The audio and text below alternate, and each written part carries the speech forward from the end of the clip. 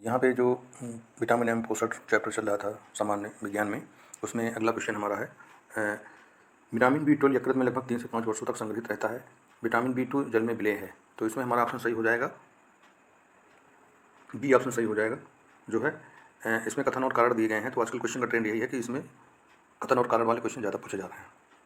ठीक, तो जो हमारा ऑप्शन सही है, ए तथा आर दोनों सही हैं, किंतु ए का सही स्पष्टीकरण आर नहीं है।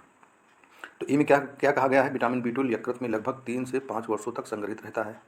ठीक, और विटामिन बी12 जल में विलेय है। तो इसमें ए तथा आर दोनों सही हैं, किंतु जो ए का स्पष्टीकरण है वो आर नहीं है। ठीक, क्यों नहीं है इसमें हम देख लेते हैं। यकृत कोशिकाओं में विटामिन ए, डी, ई, के तथा बी12 का संचय होता है। विटामिन बी12 का रासायनिक नाम साइलोकोबालामाइन है। यहाँ देख सकते हैं आप, ये विटामिन बी12 का नाम साइलोकोबालामाइन है। ये विटामिन यकृत में लगभग 3 से 5 वर्षों तक संग्रहित रहता है।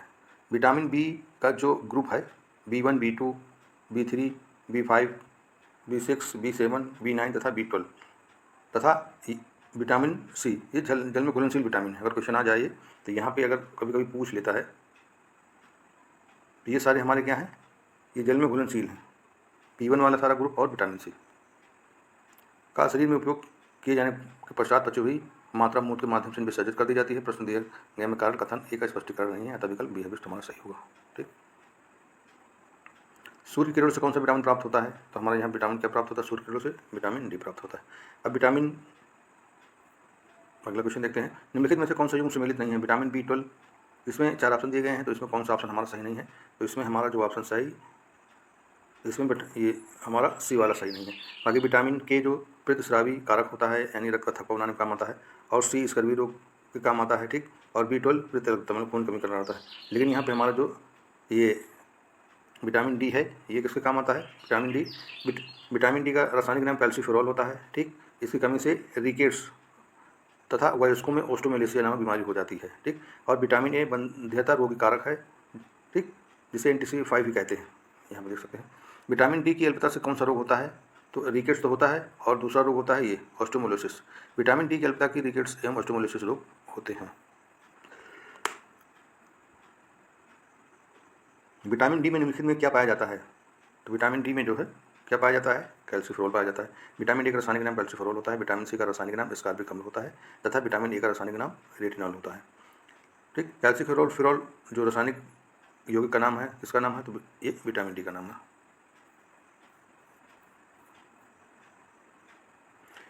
कैल्सीफेरॉल रासायनिक यौगिक का नाम विटामिन डी है। जंतुओं में 2 सक्रिय विटामिन डी होते हैं, कोलेकैल्सीफेरॉल तथा आर्गोकैल्सीफेरॉल। आर्गोकैल्सीफेरॉल का संश्लेषण स्वयं जंतु शरीर में होता है, किंतु इसकी प्रक्रिया जटिल होती है। सूर्य के प्रकाश के पराबैंगनी किरणों के प्रभाव से आर्गोस्ट्रॉल नामक पदार्थ से यीस्ट कोशिकाएं क्या है?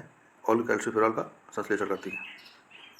निम्नलिखित में से किस विटामिन को आर्गोसेरॉल कहते हैं? ठीक, तो हमारा सही ऑप्शन हो जाएगा विटामिन D2।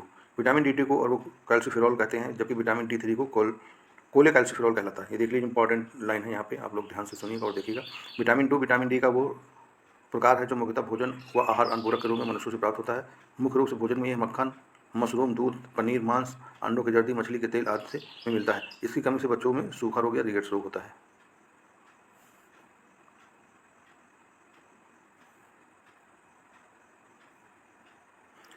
निम्नलिखित में से कौन सा युग्म सही सुमेलित नहीं है?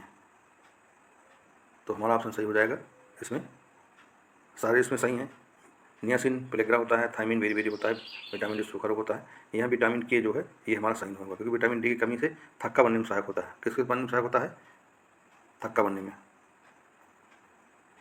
मोस्ट इंपॉर्टेंट क्वेश्चन, रतौंधी निम्नलिखित में से किस कमी कारण होती है? तो ये विटामिन ए कारण होती है रतौंधी। रतौंधी यानी नाइट ब्लाइंड मनुष्य में होने वाला एक प्रमुख रोग है, जो कि शरीर में विटामिन ए की कमी कारण होता है। विटामिन ए का प्रमुख कार्य दृष्टि की रंगों रोडोसिन के संश्लेषण में भाग लेना होता है। इसका प्रमुख स्रोत हरी सब्जियां, गाजर, यकृत, मछली का तेल, खट्टे फलों यानी नींबू, संतरा, आंवला, ये विटामिन सी की प्रचुर मात्रा होती है। निम्नलिखित में से कौन सा युग्म सुमेलित नहीं है? इसमें ये बताना है। तो हमारा जो विटामिन ए जो है संतरा में पाया जाता है, तो ये हमारा सुमेलित नहीं है, ये संतरा में नहीं पाया जाता। विटामिन सी नींबू पाया जाता है, ये सही है। विटामिन डी काउड और मछली के तेल पाया जाता है। विटामिन B6 धान के चोकर में पाया जाता है। मानव शरीर में विटामिन ए संचित रहता है यकृत में। कहाँ संचित रहता है? ये क्वेश्चन आता है।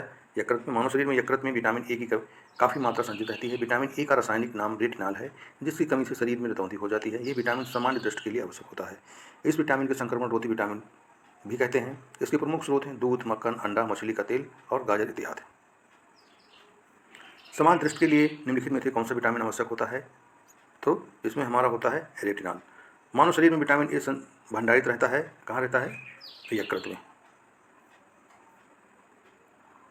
निम्नलिखित में किस युग में सही सुमेलित नहीं है? ठीक, इसमें कौन सा युग सुमेलित नहीं है?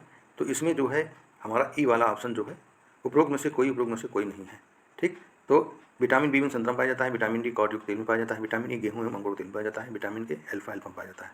तो उपरोक्त में से कोई सही नहीं है।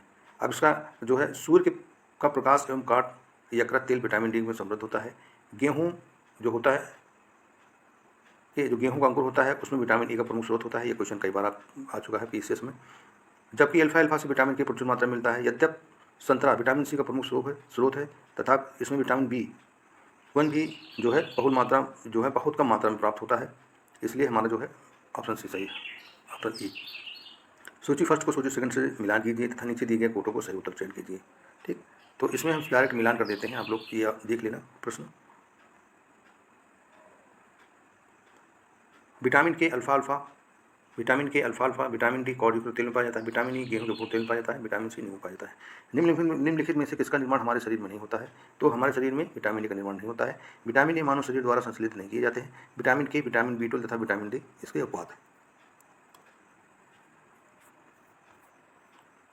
यदि कोई व्यक्ति हरी सब्जियां खाना बंद कर दे तो उसे रतौंधी हो जाती है, उसमें विटामिन ए की कमी हो जाती है। तो इसमें हमारा ऑप्शन सही हो जाएगा, ए गलत है, आर सही है।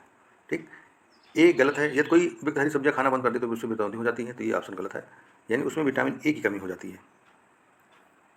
यदि कोई व्यक्ति हरी सब्जियां खाना बंद कर दे तो उसमें विटामिन ए की कमी हो जाती है, और विटामिन ए की कमी रतौंधी रोग, जो विटामिन ए की कमी हो जाएगी तो उस व्यक्ति को रतौंधी रोग हो जाएगा। प्रश्न में ये इंगित किया जाना है कि हरी सब्जियां न खाने से रतौंधी हो जाएगी भाषा में त्रुटि प्रतीत हो रही है। जिस विटामिन में कोबाल्ट पाया जाता है उस विटामिन क्या नाम है? तो ये विटामिन बी12 में कोबाल्ट पाया जाता है। यहाँ पे देख सकते हैं आप, कोबाल्ट एक खनिज लवण है जो कि विटामिन बी12 यानी साइनाकोबालामाइन एक महत्वपूर्ण घटक है। विटामिन बी12 ग्रोथ के लिए आवश्यक है, जो है ये विटामिन बी12 ग्रोथ के लिए आवश्यक है, तथा इसकी कमी से तंत्रिका तंत्र यानी नर्वस सिस्टम की कार्य फिजियोलॉजी में भी गड़बड़ हो जाती है। विटामिन बी12 के महत्वपूर्ण स्रोत मांस, मछली, यकृत, दूध, पनीर इत्यादि है। आंत के जीवाणु में भी इसका संश्लेषण होता है। विटामिन बी12 में निम्नलिखित में से कौन से मौजूद हैं? तो इसमें जो है विटामिन बी12 में निम्नलिखित में से कौन सी धातु जो है, तो इसमें कोबाल्ट मौजूद होता है। निम्नलिखित विटामिनों में से किसमें कोबाल्ट पाया जाता है? तो ये विटामिन बी12 में पाया जाता है। साइनाकोबालामाइन है विटामिन बी12। थायमीन है विटामिन बी1। ठीक, विटामिन बी1 का रासायनिक नाम थायमीन है, जिसे फंक 1912 में चावल के छीलने से पृथक किया, किंतु विस्तृत रूप से इसे विलियम्स 1934 में पृथक किया। इस विटामिन कमी के कारण शरीर में हमारे क्या बीरी रोग हो जाता है। विटामिन सी का रासायनिक नाम एस्कॉर्बिक अम्ल है, जबकि विटामिन बी2 तथा विटामिन बी6 के रासायनिक नाम क्रमशः राइबोफ्लाविन तथा पायरिडोक्सिन है। जल में घुलनशील विटामिन है विटामिन सी। विटामिन बी और विटामिन सी जल में विलय होते हैं, जबकि विटामिन ए, डी, ई के वसा में विलय होते हैं। देखो, इसका मैं एक शॉर्टकट वीडियो बनाऊंगा विटामिन से रिलेटेड, जो कि आप लोगों को याद करने में जो है आसानी होगी। विटामिन में कौन से, जो कुछ विटामिन के नाम दिए गए हैं, तो उसमें पूछा गया है कि निम्न में से कौन से विटामिन वसा में घुलनशील विटामिन है? तो हमारा ए, डी वसा में घुलनशील विटामिन है। बाकी जो अदर विटामिन है, ठीक, जैसे ये कीड़ा, तो मतलब विटामिन के, vitamin E, vitamin D, vitamin A, ये जल में घुलनशील विटामिन है। ऐसे क्वेश्चन पूछ लिए जाते हैं। निम्नलिखित में से कौन सा विटामिन पानी में घुलनशील है? तो इसमें हमारा हो जाएगा ये विटामिन बी।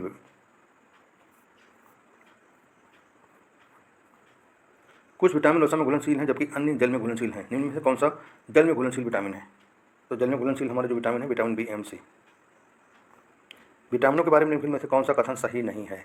तो हमारा जो ऑप्शन सही हो जाएगा विटामिन के जल में घुलनशील विटामिन है, ये हमारा जो ऑप्शन गलत हो जाएगा। ठीक, निम्नलिखित विटामिनों में से कौन सा किसी स्वप्न को पर्याप्त अवधि तक याद रखने में सहायक होता है? तो इसमें हमारा जो है विटामिन बी6 जो है, अगर आप स्वप्न देखते हैं तो उसको याद रखने में ये मदद करता है, यानी बहुत देर तक याद रहता है। एक अध्ययन से इस बात के प्रमाण मिले हैं कि विटामिन बी6 जो है नियत सेवन देखे गए स्वप्नों को याद रखने में मददगार साबित होता है। तो ये हमारे को सूची दी गई है यहाँ पे, और कुछ प्रश्न दिए गए हैं इसमें, तो इसको मिलान करना है। तो आइए मिलान कर देते हैं इसका जो है। रतौंधी आंखों की बीमारी है, ये रोग विटामिन ए की कमी के कारण होता है। सूखा रोग या रिकेट्स हड्डियों का रोग है जो प्रायः बच्चों में होता है, ये रोग विटामिन डी की कमी से होता है। स्कर्वी रोग विटामिन सी की कमी से होता है। बेरी विटामिन B1 की कमी से होता है। ठीक, ये सब डिफिशियंसी डिसीज़ है। तो इसको क्या करना है, आप लोगों को पॉज करके आराम से ध्यान से सुनना है, और ध्यान से सुनने के बाद अगर कुछ समझ नहीं आता है तो इसको जो है एक बार आप पढ़ भी सकते हैं, क्योंकि ये जो आने वाली परीक्षा हमारी है RO और ARO और UPPCS की, तो उसमें घटना चक्र का बहुत महत्वपूर्ण रोल होता है। और मान के चलिए कि इसमें जो क्वेश्चन हैं वो रिपीट भी होते हैं, इसलिए मैं इसका जो है एक्सप्लेनेशन ज़रूर जो है आप लोगों के साथ जो है एक साझा करता हूँ, ताकि इससे जो और भी क्वेश्चन, एक क्वेश्चन से 4 क्वेश्चन हमारे तैयार होते हैं। तो इस तरह अगर 10 क्वेश्चन तैयार करते हैं तो मान चलिए कि उससे हमारे 40-50 क्वेश्चन और तैयार होते हैं। ठीक, केवल आप लोगों को ध्यान से सुनना है। एक मनुष्य को बेरी सूखा रोग व स्कर्वी की बीमारी होगी यदि ये नहीं ले रहा है तो vitamin B1, vitamin D, vitamin C, तो इसकी वजह से उसको बेरी रोग हो जाएगा। इसमें सुमेलन करना है, यहाँ पर सूची दी गई है और सूची में मिलान करना है। कुछ बीमारियों के नाम दिए गए हैं और उससे संबंधित विटामिन पूछा गया है। तो आइए इसको डिस्कस कर लेते हैं। सूखा रोग जो है विटामिन डी की कमी से होता है। किस कमी से होता है? सूखा रोग विटामिन डी की कमी से होता है। बेरी विटामिन जो है B1 कमी से होता है। निस्बंधता रतौंधी विटामिन ए कमी से होने वाला आंखों का रोग है। स्कर्वी रोग विटामिन सी कमी कारण होता है। ठीक, अब इसमें अगला क्वेश्चन है, सूची फर्स्ट सूची से को मिलान कीजिए तथा सूचियों के दिए गए कोड का प्रयोग कर सही उत्तर चुनिए। कुछ विटामिन हैं और उनसे संबंधित रोग हैं, तो आप लोग देख सकते हैं यहाँ पे। मैं यहाँ पर डायरेक्ट मिलान करवा देता हूँ। तो इसमें जो है विटामिन सी कमी कारण क्या होता है? स्कर्वी रोग होता है। फोलिक अम्ल रक्त अल्पता कारण होता है। विटामिन ए रतौंधी कारण होता है। विटामिन B1 बेरी रोग कारण होता है। निम्नलिखित में से कौन सा युग्म सम्मिलित नहीं है? तो हमारा जो है विटामिन डी, यानी ऑप्शन सी, ये वर्णबंधता काम नहीं आता। विटामिन डी रिकेट्स यानी सूखा काम में आता है। तो विटामिन ए हमारा सही है, विटामिन B3 सही है और विटामिन डी सही है। वर्णबंधता यानी कलर ब्लाइंडनेस एक एक्स लिंक संलग्न वंशागत रोग है। ये विटामिन डी की कमी से नहीं होता है। विटामिन डी की कमी से होने वाला रोग रिकेट्स यानी सूखा रोग होता है। तथा ऑस्टियोमेलेसिया है, विटामिन ए की कमी से रतौंधी रोग होता है। विटामिन B3 को नियासिन या विटामिन PP कहते हैं। तो विटामिन जो हमारा B3 है उसको नियासिन या विटामिन PP कहते हैं। इसकी कमी से प्लेग्रा अर्थात चर्मग्रह रोग हो जाता है। फोलिक एसिड की कमी कारण रक्त अल्पता यानी एनीमिया हो जाता है। अब अगला क्वेश्चन है, इसमें भी कुछ विटामिन दिए गए हैं और विटामिन होने वाले जो रोग हैं उसके बारे में बताया गया है। तो इसमें सूची फर्स्ट है और सूची सेकंड को केवल मिलान करना है। तो इसमें देखिए जो स्कर्वी रोग है ये विटामिन सी कमी कारण होता है। सूखा रोग हड्डियों कारण होता है जो बच्चों में विटामिन डी कमी से होता है। रात में अंधता रोग यानी विटामिन ए की कमी से होता है। अतः युग्म सही सुमेलित नहीं है। अब अगला क्वेश्चन हमारा है, सूची फर्स्ट को सूची सेकंड से मिलान करना है तथा सूचियों के नीचे दिए गए कोड का प्रयोग कर सही उत्तर चुनिए। इसमें कुछ विटामिन दे रखे हैं और उनसे संबंधित रोग दे रखे हैं। तो यहाँ मैं डायरेक्ट जो है एक्सप्लेन कर देता हूँ इसको। इसमें रेटिनाल से क्या होता है? नेत्र सूखकर लाल हो जाता है। टोकोफिरॉल में बंधता कारण होता है। साइनोकोबालामीन में घातक रक्त अल्पता होती है। पैराडाक्सिन में मानसिक व्याधि होती है। ठीक, अधोलिखित में कौन सा यौगिक विटामिन नहीं है? इसमें कौन विटामिन नहीं है? थायराइडक्सिन जो है विटामिन नहीं है, बाकी सारे विटामिन है। विटामिन B2, विटामिन B3 तथा B6 का रासायनिक नाम राइबोफ्लोविन, नियासिन, पैराडाक्सिन है। तो इसमें जो रासायनिक नाम विटामिन का पूछ लिया जाता है तो उसको ध्यान से सुनना आप लोग, और जो है कोशिश करना कि याद हो जाए। थायरामीन एक हार्मोन होता है जो थायराइड ग्रंथि से प्राप्त होता है। निम्नलिखित में से कौन सम्मिलित नहीं है? तो इसमें ये के जो बंध्यापन जिसमें इसके कारण नहीं होता है, इसमें जो है रक्त का थक्का बनना होता है। नियासिन से प्लेग्रा होता है। विटामिन डी से सूखा रोग और थायरामीन से बेरी रोग होता है। तो विटामिन के का जो रासायनिक नाम है नेप्थोक्विनोन है। इसे रुधिर स्राव रोधी पदार्थ भी कहते हैं। इसके स्रोत से हरी पत्तियाँ, अंडा, यकृत, आँख के जीवाणु इत्यादि हैं। बंध्यापन का संबंध विटामिन ए की कमी से कारण होता है, यानी न्यूट्रिली। केला जो एक फल है के रूप में अत्यधिक मूल्यवान भोज्य पदार्थ माना जाता है। प्रति केला में जो है 100 ग्राम होता है, क्या होता है? ऊर्जा होती है। 116 किलो कैलोरी ऊर्जा होती है। अगर मान लिया कि ये जो है अगर ये केला खा लेते हैं तो आपको कितनी ऊर्जा प्राप्त होगी? 116 किलो कैलोरी ऊर्जा प्राप्त होगी। केला जो है किस कुल का है? ये म्यूरेसी कुल के अंतर्गत आता है, जिसके फलों में प्रचुर मात्रा में कार्बोहाइड्रेट्स पाया जाता है। इसके अलावा इसमें वसा, प्रोटीन, खनिज लवण तथा विटामिन पाए जाते हैं। केले में 89 कैलोरी से लेकर पर 100 ग्राम ऊर्जा प्राप्त होती है। विकल्प में निकट 116 कैलोरी ऊर्जा की मात्रा है। फलियां अधिक पौष्टिक होती हैं क्योंकि उसमें प्रचुर मात्रा में होता है प्रोटीन। फलियों में प्रचुर मात्रा में प्रोटीन पाई जाती है। इनके पौधे लिग्नेसी कुल के अंतर्गत सम्मिलित होता है।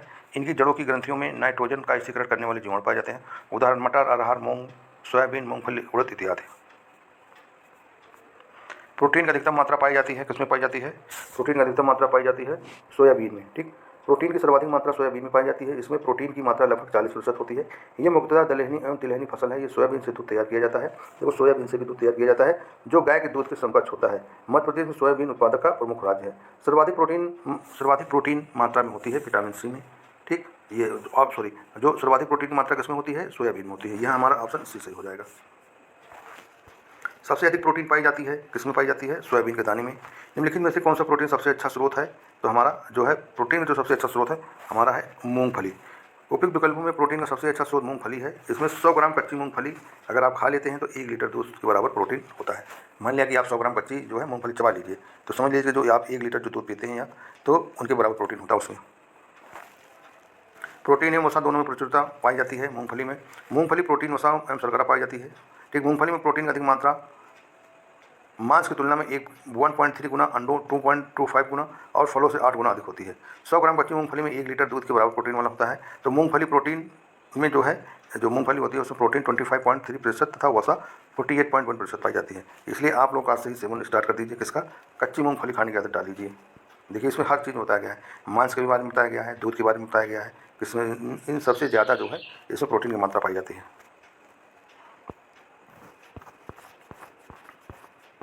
प्रोटीन की प्रचुरता खाने वाले पदार्थों में उपस्थित अमीनो अम्ल टायरोसिन के बारे में लिखित कथनों में से कौन सा सही नहीं है? तो हमारा जो है ऑप्शन सही हो जाएगा ऑप्शन डी। बुढ़ापे के लिए उत्तरदायी युक्त मूलकों की विरुद्ध रक्षा कर सकता है।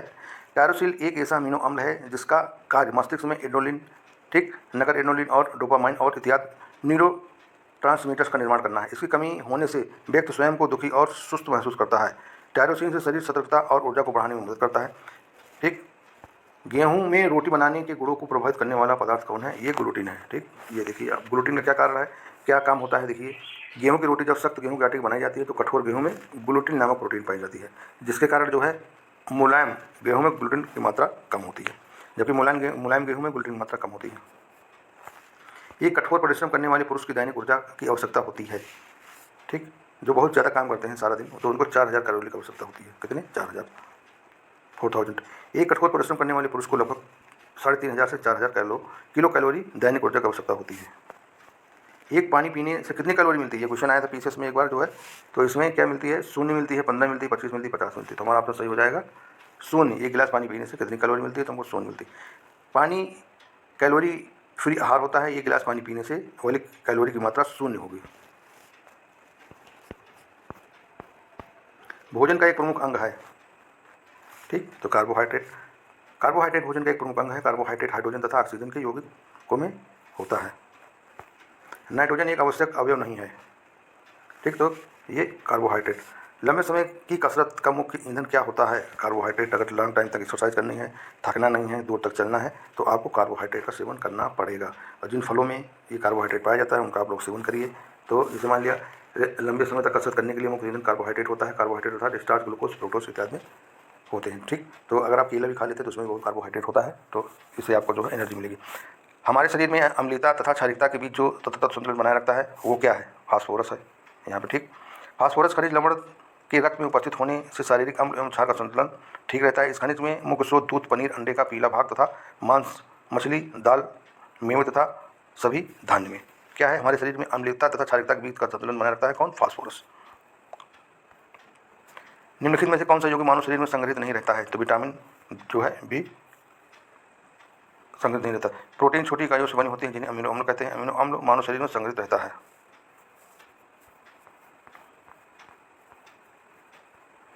निम्न में से किस फल में लौह प्रचुर मात्रा में पाया जाता है? तो ये करौंदा में पाया जाता है।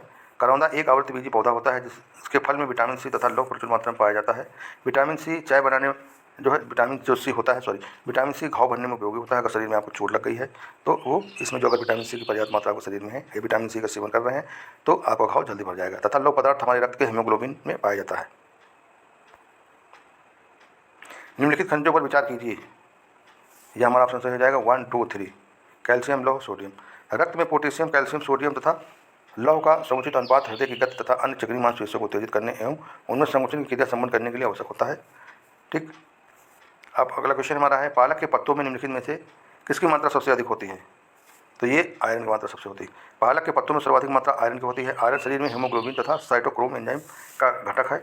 शरीर में लौह आयरन की कमी हो जाने से एनीमिया हो जाती है तथा शरीर की सुरक्षा तंत्र में दुर्बलता आ जाती है।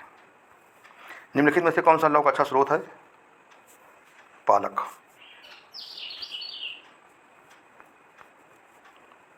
लौह का अंश सबसे अधिक पाया जाता है किसमें पाया जाता है? ये हरी सब्जियों में पाया जाता है।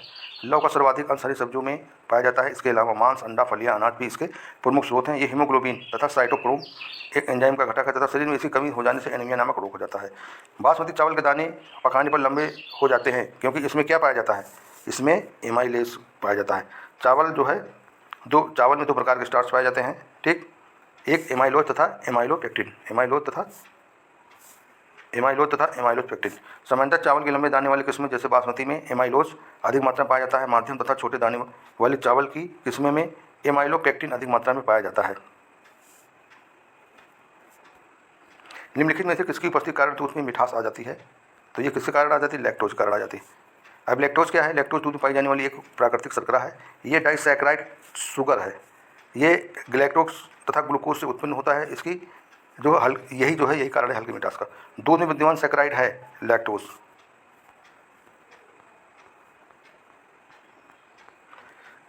दूध किस बैक्टीरिया के कारण खराब हो जाता है? तो ये खराब हो जाता है, ऐसा कौन सा बैक्टीरिया है? लैक्टोबैसिलस बैक्टीरिया है। दूध लैक्टोबैसिलस बैक्टीरिया के कारण खराब या खट्टा हो जाता है। ये एक अति महत्वपूर्ण जीवाणु होता है जो कि पाचक नाल में पाया जाता है। मिल्क शुगर में लैक्टिक अम्ल में बदल देते हैं जिसके कारण दूध खट्टा हो जाता है। दूध से दही, छाछ तथा पनीर निर्माण कार्य में लैक्टोबैसिलस जीवाणु जो है के द्वारा किया जाता है। ये बहुत महत्वपूर्ण जीवाणु है। दूध, दही, मट्ठा बनाने में इसका बहुत महत्वपूर्ण योगदान है। इसके अलावा ये जीवाणु शरीर में कोलेस्ट्रॉल को समानता बनाए रखने में सहायक होता है। ज्यादातर है कि ये जीवाणु प्रोकैरियोटिक कोशिका के सूक्ष्म किस्म है, ठीक, जिनमें अधिकांश केंद्रक पाया जाता है। तो दोस्तों आज की वीडियो यहीं समाप्त करते हैं। अगर हमारे चैनल को अभी तक सब्सक्राइब नहीं किया है तो आप प्लीज़ सब्सक्राइब कीजिए और अपने केवल एक दोस्त को शेयर कीजिए ताकि उस आने वाले एग्ज़ाम का उसको भी फ़ायदा हो। तो आज की वीडियो में समाप्त करते हैं। वीडियो देखने के लिए बहुत बहुत धन्यवाद।